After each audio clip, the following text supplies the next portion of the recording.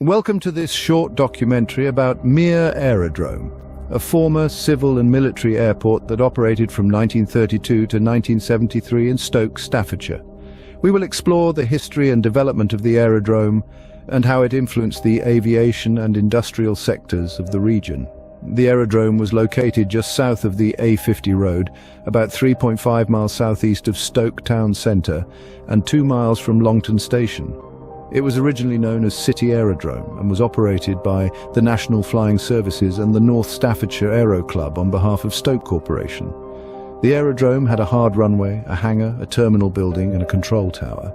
It also had a long taxiway that connected it to the Roots factory at Blythe Bridge, where aircraft parts were manufactured during the Second World War.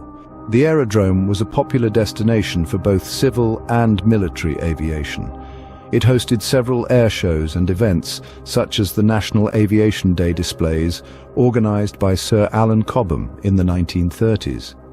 It also served as a training base for the Royal Air Force Volunteer Reserve, the numbered 28 Elementary and Reserve Flying Training School, the No. 1 Flying Practice Unit, and the No. 5 Elementary Flying Training School.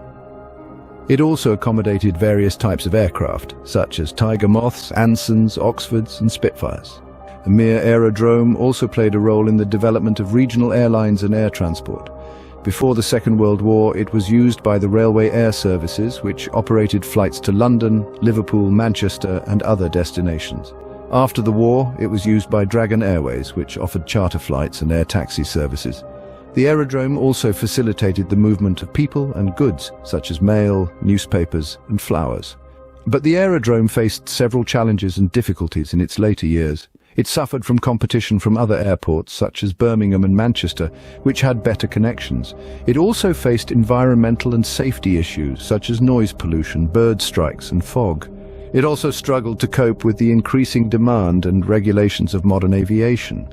Meir Aerodrome closed in the early 1970s, and the site was redeveloped for housing and retail purposes.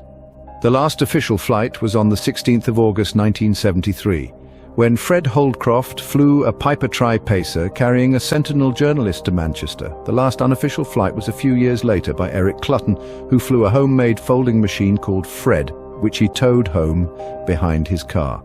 The site is now occupied by the Meir Park housing estate, which has mainly aviation-associated street names such as Spitfire Way, Ansons Road and Avro Way.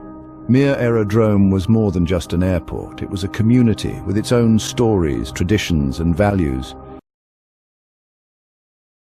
Please remember to like and subscribe to Destination Discovery.